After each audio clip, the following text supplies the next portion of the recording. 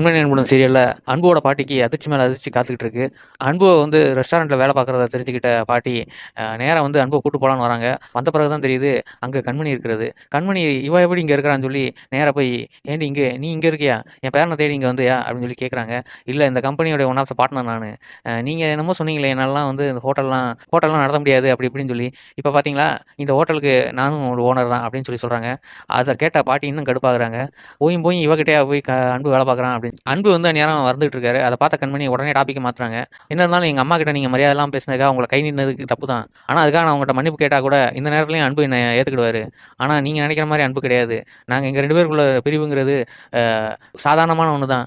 கண்டிப்பா வந்து நான் வாழ்க்கையில சீக்கிரமே முன்னேறி நீங்களே என்னை பார்த்து வாங்க மருமகளேன்னு சொல்லி கூட்டிட்டு போவீங்க உங்க பேரனையும் என்னையும். அந்த மாதிரி நான் ஒரு நாள் வரவ தான் போகுது அப்படின்னு சொல்லி பாசிட்டிவா பேசுறாங்க.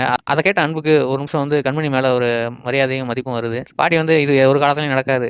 உன்னை வந்து என் பேரண்ட்ட இருந்து பிரிக்கிறதுக்காக தான் நான் அந்த வேலையே பார்த்தேன் அப்படி இப்படின்னு சொல்லி உளறிறாங்க.